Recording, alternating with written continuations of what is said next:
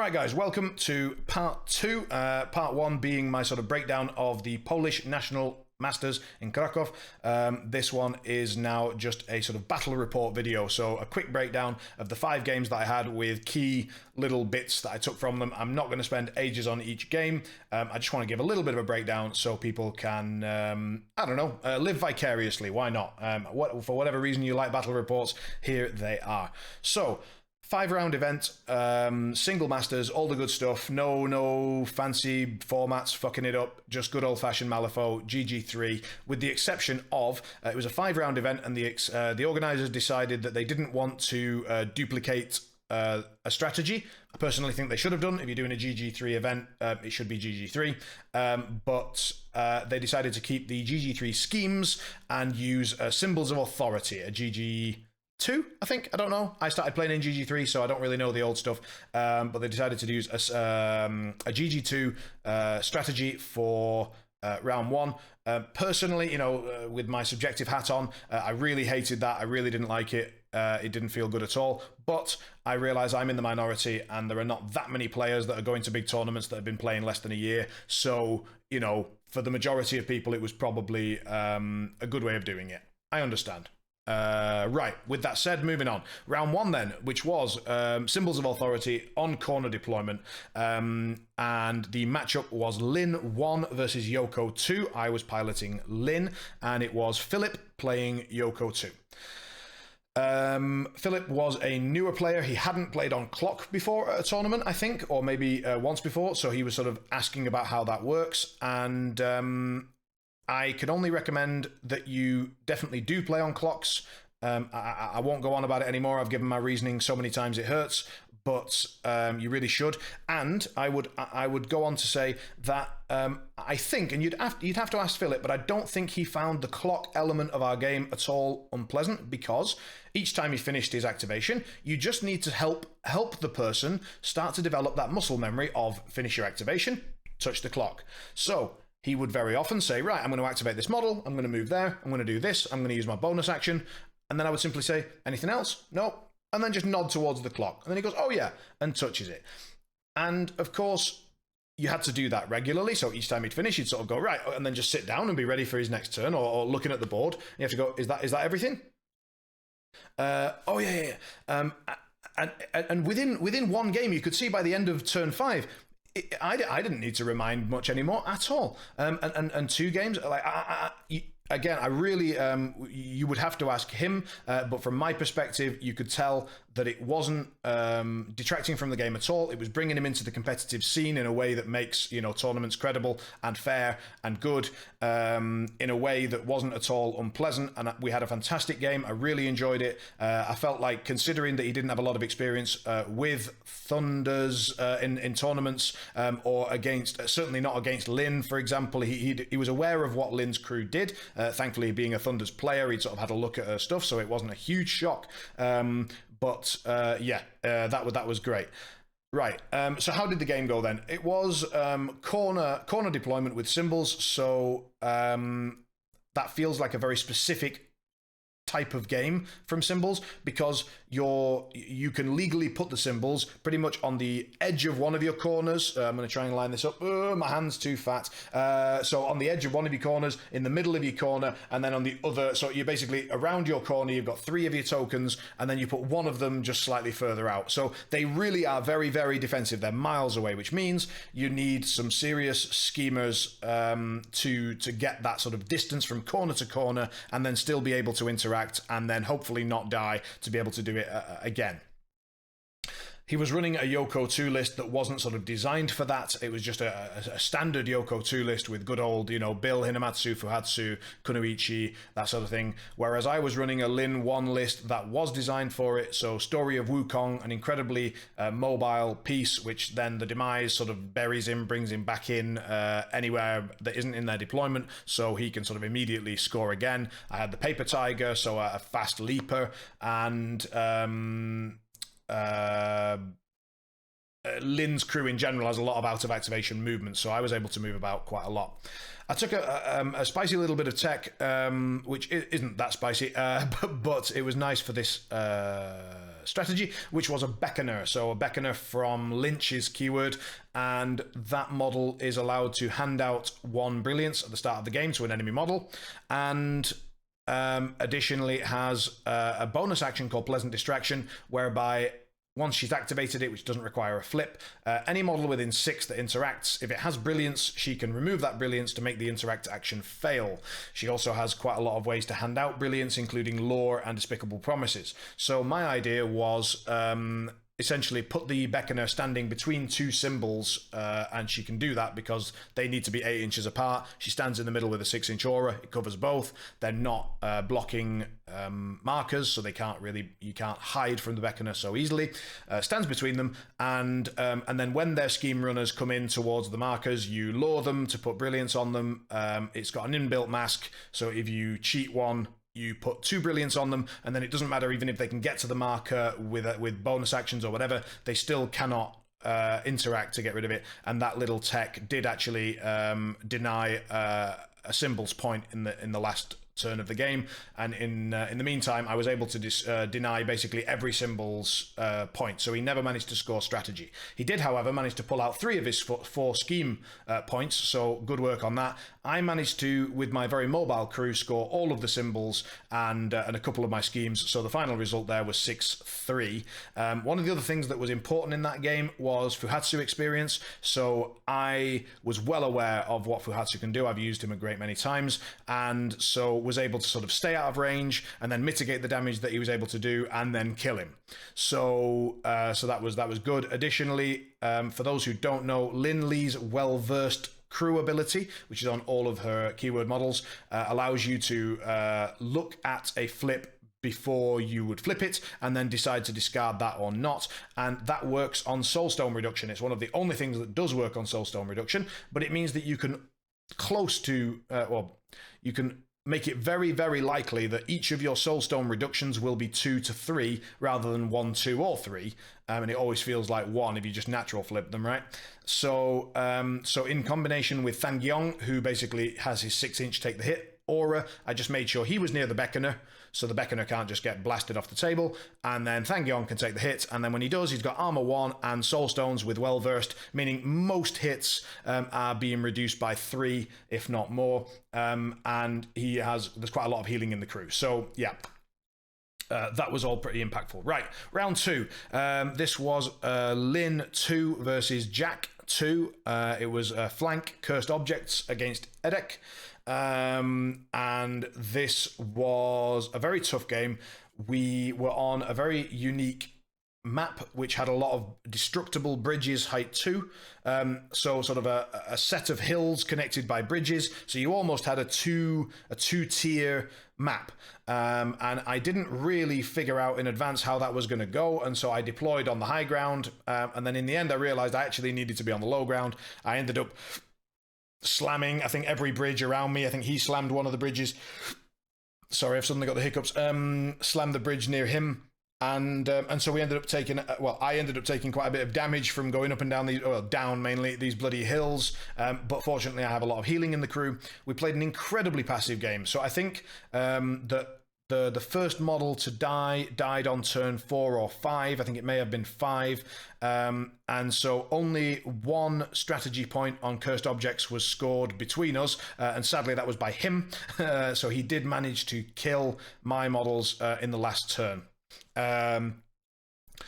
We played, very, very passively. So he knew that I had a big ruthless beater in the name of Bill Algren, who I'd taken because of Jack, and I was trying to spread them out with my rabbit running around to the edges and sort of trying to play keep away and score spread sort of vaguely peacefully. I knew that I'm not the most killy crew, but I'm very difficult to kill. I was kind of hoping and expecting for him to commit something so that I could sort of try to overwhelm 1 unit at a time. most people aren't satisfied to simply not engage at all. He was okay with that, and that was the correct decision. So my crew not having many ranged options and his having some, so he was able to, for the first several turns, simply start handing out upgrades. And yes, I was able to get rid of them a little bit and heal some of that damage that comes through from getting rid of them. And yes, and I have a lot of card draw and fixing, so I was okay with discarding cards to get rid of upgrades and such. After a while, the upgrades just start to build up, and you end up in a bit of trouble. Rabbit was very useful against Jackdaw, so the Rabbit with Silent Protector, as you probably know, if you don't know, it's pretty busted because of hard to kill in combination with Lucky, so double negatives everywhere, and Challenge on stat 6 against your double negatives. It's very hard to get around that. There are some models that can do it, but it's tricky. And so the Rabbit was being a pain in the ass as usual. But what eventually happened was, I haven't played against Jackdaw 2 very much. I played against Jackdaw 1 a few times. I'm kind of familiar with how that goes. But Jack 2, I hadn't really seen. I think I might have played against it once, maybe. But if so, it was played a bit differently. And I wasn't expecting the output that he was able to do in that final turn. So for most of the game, it was a case of, harassment damage, skirmishing, and then I heal it up, and then we go again. And we kept doing that. But then after a bit, he managed to get the upgrades kind of rolling. And then I made one critical mistake, which is I won initiative and gave him the opening because I wanted last activation to try and do some spread them out, or, scheme denial. I thought this is maybe going to come right down to schemes here. I need to get last activation. And holy hell, did that not work out. Because Jack 2, with his setup, namely making sure he's got hazardous auras coming off my models, and then being able to do his tactical action. So he essentially, roughly speaking, I still don't quite understand how it works. I'm going to ask our local Jack player how that works. But he does a tactical action targeting a model. Within a pulse of that, each model needs to test movement. And if they fail, they get damage equal to the number of models that failed that test. And I think there's some staggered involved, so obviously each one that fails then gets harder to do it. And this was where also a little bit of luck went against me, because I failed every single one. So I think I had to, on the first one I had to cheat 3 times, and then on the second one I had to cheat again immediately, so I think I failed 4 in a row, and of course each one that you fail then would add staggered, so I basically emptied my hand with the first one. He was able to do that 3 times. I kept failing, kept getting, and then got staggered, which meant it was even more unlikely. I don't know if I passed a single one of the tests on this turn. He was able to kill Lin 2 and Bill from, I think they had 7 and 8 health on them each, and they just went 1 1 1 1 1 1 1 1 1, because it's 1 for failing, 1 for moving in hazardous, and then 1 1 1 1 1 1 1 1 1, the usual sort of ping death. And I tried to spend all of my stones. I couldn't quite work out exactly the maths on what was going on, so I ended up wasting 2 stones trying to save Bill, and he had another unresisted ping ready to go with his bonus. So Bill and Lin both died. And it was really unfortunate, because I really needed Bill, because my game plan the whole time was I was pretty confident that he had breakthrough because he had Manos, and that turned out to be true. And my idea was, and this is why I wanted last activation, keep Bill alive, last activation, keep my stones if possible, or keep the crows in hand, and then use Debt of Gratitude to remove his schemes map wide. Many people forget about that trigger and they don't know about it. It's not that common, although if you play against Yoko 2 a lot, it's more known. And then just basically screw over his breakthrough and hopefully win by 1 point. Instead, what happened was Lin and Bill died, which screwed my chances to stop his breakthrough, and he therefore scored Cursed, which I was kind of counting on neither of us really scoring. And so he ended up winning by 1 point. It was a really, really close game. He was an excellent opponent. He played very, very quickly. So I know that I'm a slow player, but he was very, very decisive, very fast, very efficient, very clean. Movements were well measured. Everything was great there. And very, very polite. So I know that he put the wrong master into the app. So it was like he put Jack 1 in instead of Jack 2. It confused me a tiny bit at the start of the game, because I was reading and sort of going, wait, what which ability is this? How are you doing this? I don't mind, I just want to understand. And he said, oh, I'm so sorry, I've put the wrong master in. He said, if you want me to, I'll switch them now. I'll play Jack 1, it's my fault. It's like, wow, no, of course not. You told me it's Jack 2, play Jack 2. I just wanted to understand the abilities. But he was really genuinely quite willing to just play the other master just because of a technical error, and I think that's that's a really true sign of someone that's very well adapted to a competitive environment. So that was really nice to see, and very, very well played. We were playing my style of game, a very cagey, defensive, tanky game, and he outplayed me, and it was fantastic, and it was really good to learn about Jack and how he plays and stuff. So that was great. That was game 2. Game 3, last game of the day. Everyone's a bit tired. I'd woken up at 3 o'clock in the morning to get a bus to go to Krakow for 9, and then we started around 10 and then played 3 games. So it's been a long day, but my opponent was equally tired, it seemed, and he said as much. And so we both had the same idea. It was covert operations standard. And of course, pass tokens are pretty key in covert. They just allow you to deny for free. And so he took Tara 1, hoping for activation control, and I took Yoko 2, guaranteeing activation control. So that was sad for him in terms of a matchup. The one thing that he was hoping to do, he couldn't do.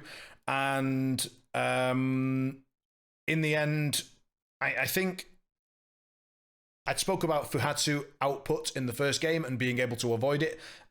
He was much less able to avoid it. The map was pretty open, and I was able to sort of push Fuhatsu into a central position with a lot of firing lanes, and it was really, really hard to dodge those, especially if you want to remain relevant on strategy. And Fuhatsu's output, when you've got Gwyneth Maddox fixing all your cards for you, so that you've always got those big cards to get the right triggers that you want as well. My output with Fuhatsu was phenomenal. He tried to kill him, but the healing was there, and I was able to kill his Nothing Beast early on. He traded out very nicely for Hinamatsu, so he buried, burned, and just generally molested the hell out of Hinamatsu until she was dead, and there was very little I could do about that. I couldn't find enough, there was not enough time to activate her, have her placed in a bad position, fix that position, and then save her. It just wasn't possible, so we ended up just trading out.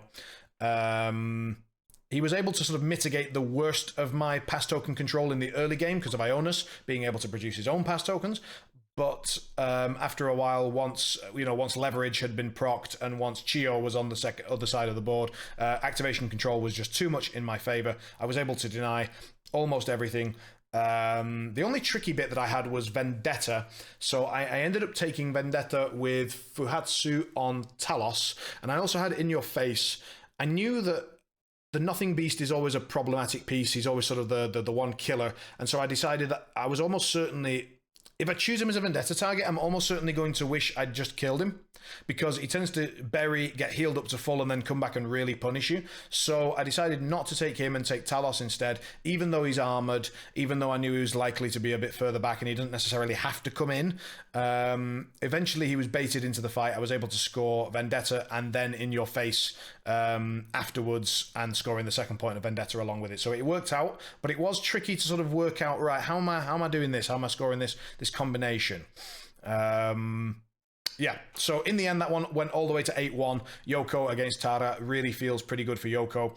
And there were a couple of mistakes from my opponent, long day, and he'd sort of, for example, he'd flipped his deck and tried to memorize the order, and then he spent a stone for a summon and was declared the Void Hunter, whichever one you need a 13 for, and he knew the 13 was there, except it wasn't, and that's like, oh god, that hurts. You're a stone down, you're an activation on your master down. That's just really, really bad.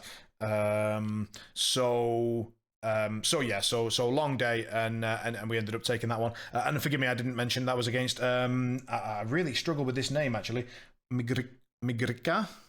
I'm really sorry, I butchered the crap out of that. Sorry, man. Hope you're well. All right. Day 2, round 4. So we're now sitting at 2-1, and we come in, and it's against Celery, one of the MWS committee members.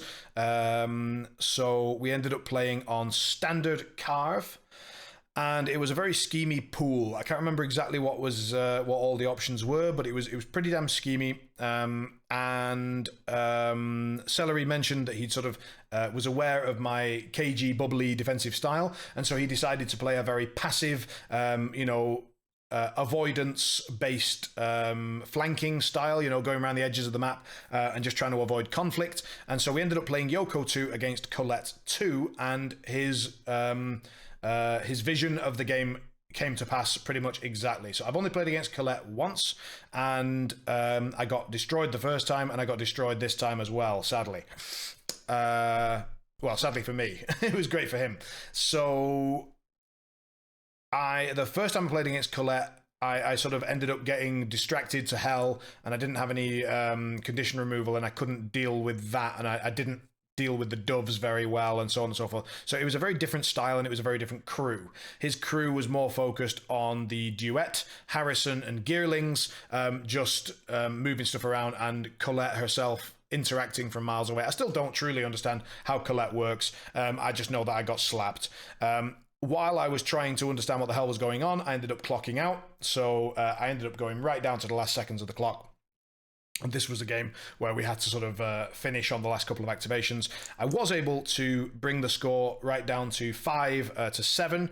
And I feel that if I'd had more time, and of course I shouldn't have had much more time, but if I'd had more time, I feel like it might have been possible to bring it to a draw. I had to waste a lot of my activations in the last turns, just sort of move past the clock, because I didn't have time to do anything more impactful.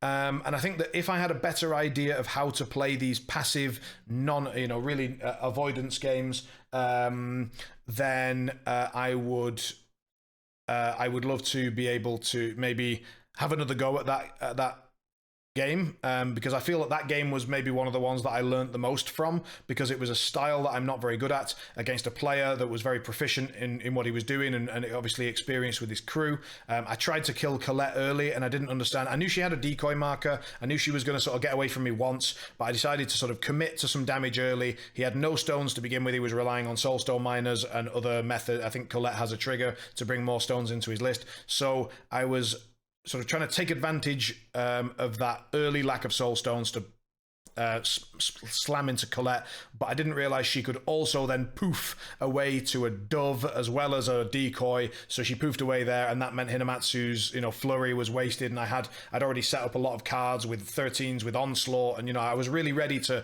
do a lot of damage. I know he mentioned he was very nervous about my Hinamatsu, maybe because she's one of the best ways to kill Duet. Duet ended up moving from his deployment to my deployment to the other half of my deployment, score breakthrough, score strategy, come back, deny strategy, deny schemes, then move over and trap my catch and release Wandering River Monk on the other side of the board. Like the movement on that model is absolute insanity, and of course I've seen it before, and you kind of, I think it's because you want to forget that you do forget. But additionally, Harrison, even post nerf, was very, very instrumental in that matchup. So I don't know if Harrison is a model that he would normally take with Colette. It may well be.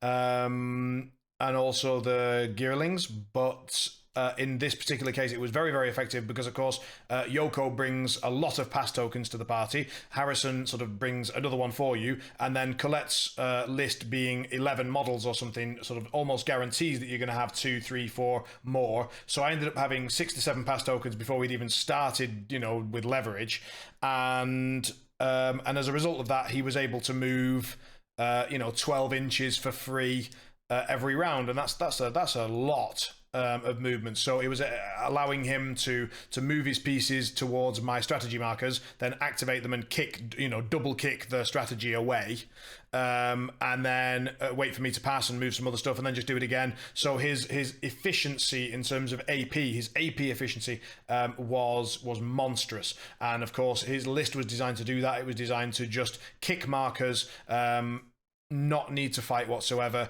score passive schemes, and so on. He had Gearling for his catch and release. That didn't work out very well for him in the end. I was able to kill it, and he tried to declare it when it wasn't legally scored, which was sad for him, so I knew it was coming.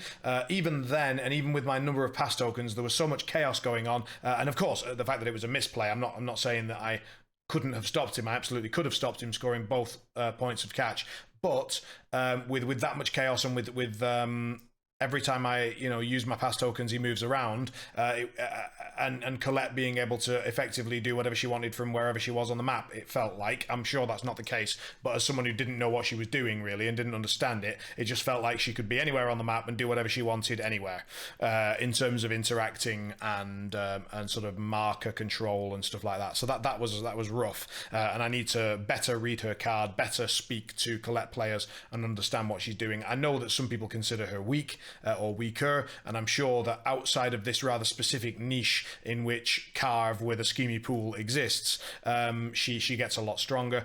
But yeah, it was a really, really fascinating game. The other thing that really caught me out and really screwed up my plan was a big part of my reasoning for picking Yoko 2 on this scheme pool was that Catch and Release was there, and I've recently discovered that the combination of Yoko 2, Gwyneth Maddox, and a Wandering River Monk make Catch and Release very, very difficult to prevent, because it's a very similar concept to the Koji Shenlong thing, that with Yoko 2 and Maddox, you are pretty much guaranteed to have a number of 13s in your hand at any given time.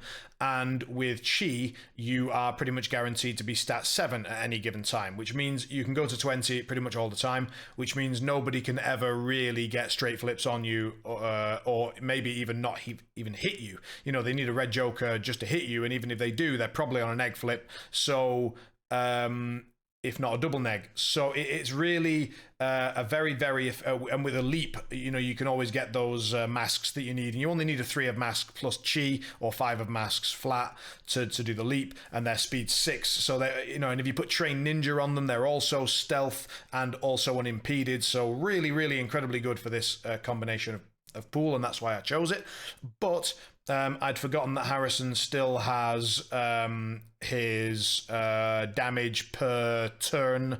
Depending on what turn it is, that's how much damage the ability does. And he simply kept his red joker. I don't know how long he kept it for, but if it was for quite a long time, then well done, good play. And he kept his red joker and then simply matched me on turn 5 and did 5 damage and killed it. So that was my Catch and Release gone, and I really thought that one was kind of in the bag. I was always making sure I was holding on to Chi and 13s, always, and I didn't have a red joker in my hand to be able to really guarantee it, but really, really surprising, and it's very difficult to kill Harrison when his entire list is pushing your markers halfway across the map and you need to try and score something for strategy. You can't really focus on killing as well. It was very tricky. I did manage to maneuver my secret meetup, and I did manage to maneuver the end score of secret meetup as well. I was happy with that. I did manage to score some strategy, not as much as I would like, but yeah, I was happy with what I achieved, but I was very impressed with what my opponent achieved, and it was a well-deserved win from his side. Now that I've got a slightly better idea of how to approach that matchup, I might be able to do it a bit faster, and that would really help. So I look forward to playing against both my opponent's Celery and also these more sort of passive lists more in future, so that I can improve my play. Cool. We then move on to game 5. Game 5 was Lin 2 against Castor 2. It was corner guard against Wojciech, and in the end it went in my favor 7-3. I don't know if I mentioned, but the previous game I lost 5-7, just in case I didn't cover the score. Sorry.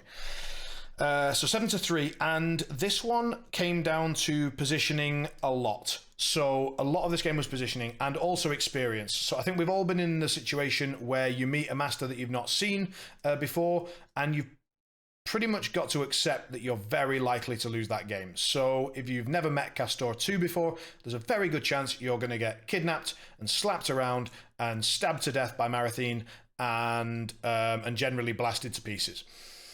And if you haven't met Lin before, there's a reasonably good chance you're not going to expect how much out of activation movement and healing and survivability that her crew has through ways that aren't necessarily directly obvious when you just read the cards. I gave him a pretty thorough breakthrough of the list before we breakdown of the list before we started, but as he said, and as is obviously true, it's an incredibly large amount of information to take in. You can't possibly process all of that and then be able to immediately sort of transfer that knowledge into on-the-table experience. Nothing can match seeing something on the table. So this was his seeing Lin on the table game. And as a result of that, it was largely in my favor because I have played against Castor before. I am aware of what he can do, and I was at least slightly ready for it. The result of that was we had the fortunate advantage of corner. So corner deployment rather than something like wedge where I would have been in a lot of trouble. I was able to position using Raijin to mitigate some of Angel Eye's potential damage. I was able to use just the sheer distance between our two armies to mitigate Castor's potential to get in there. I was trying to be very, very careful to make sure that Castor couldn't just charge into my lines. I was using Wukong and his extended reach to block off a large area of potential charge on the front of my army, and I was using just sheer distance on the edges of my army. In the end, he was able to sort of at least get Marathine to one of my bookkeepers and deliver some damage there. But as he discovered, spreading damage against Lynn's army is not a very effective way because she's very capable of being very mobile, healing up, protecting things. And if something almost dies, that's really not good against Lynn because she's very able to heal it up, protect it, move it away, and so on and so forth. You really do need to focus down a single piece, and then another one, and then another one. And very often you need to start with Than because otherwise he will take the hit for the other ones and he will create that situation where the damage is spread and healed. Angel Eyes was pretty impactful in the game in general. So the new Angel Eyes, if you're not aware, is now capable of sort of yoinking some focus from another model in her crew, so she can very easily get to the point where she takes double focus and then she can spend both of them on an attack to get the extended reach. So she now shoots like 24 inches, I think, or 22, 20. It's a long way. 24 is my guess. 24. And with focus, and you can stone for crit strike, and if you've got some way of fixing cards, Neverborn not famous for that, but for example, if you're playing her with Nikima 2, you can cycle a lot of cards, find the rams, and then you can essentially, on turn 1, from 24 inches, do a likely guaranteed 8 damage, which is nuts. You know, that's really, really impactful. And so she became his Hidden Martyr's target because he knew that I couldn't afford to let her live. I knew that as well. And so I went for her and killed her, which did score him that 1 point from his Hidden Martyrs. And the positioning, it forced me to be pretty defensive. I would have been anyway because of Castor 2, but Angel Eyes, for example, if it's a Neverborn crew where you would benefit from your opponent being cagey, then I think just taking Angel Eyes is enough to sort of almost force that now. So that was really interesting. There was a large hazardous pool in front of his deployment, and his deployment also had a lot of I was the attacker, I purposely gave him a nasty deployment with 2 large, like, height 2 hills blocking him in a little bit, and then unfortunately for him, the gap was then filled with a guard the stash marker, so it was really tricky for him to get his crew out of it. He chose to sort of go mostly in one direction. We spoke about it after the game. It telegraphed his positioning a lot and allowed me to plan my positioning better, but he really did have a bad opening position, and that map and corner deployment and all that really had an impact on the game. The hazardous was really impactful because, of course, we both had access to kidnaps. So Castor was kidnapping Than into hazardous. I was trying to bait attacks to then be able to take the hit to get Than out of the hazardous so that I could then heal him and move him back. But he was preventing that and dealing more ping damage with Marathine and all this sort of stuff. So that was really interesting. And then I was doing the exact same thing back to him with Wukong kidnapping Angel Eyes, dumping her into the hazardous, and then using Raijin to hit her and place her into the hazardous again, and all that sort of stuff. So it was a really interesting positioning battle based on a lot on the terrain of the map was, as I said, impactful. In this case, maybe it moved just slightly over towards a little too impactful. But had I chosen any other deployment, had it not been corner, I think it would have just been just right. It's just that combination on that table was very strong. And his good use of ping damage. So ping damage very strong against models like Than that can really blunt large attacks with a combination of well-versed stones and armor, but they can't do shit against multiple points of ping damage. So nice use of that. and good blast positioning as well, like figuring out where Castor wanted to be to avoid Lintu's suit cancelling aura. I didn't get much value out of that aura this game, but I did manage to get some value out of her killer late fees trigger on her attack to deal with hard to kill. That was nice. I one-shotted his Ancient Pact model, so that was great. But again, that's just a lack of experience, so he didn't know that she had that, so therefore he wasn't more careful with that model. Next time, I might not get that opportunity. We'll see. Last thing, and it was something that he mentioned, and he was sort of saying that maybe in some metas, Maurice, I think the model's called Maurice, was starting to be considered hot shit, and really good. In this game, it didn't seem to be. Neither of us were incredibly impressed. Handing out focus is great, and accomplice and that sort of thing. Wonder on your thoughts on Maurice. Where and when is Maurice excellent or not? What are your thoughts? It doesn't matter if you don't know or care. It's something that came up and I was interested. Right, those were my 5 games. I hope you enjoyed the reports and the breakdown of the event. I really look forward to seeing all of you at the next tournament. Take care.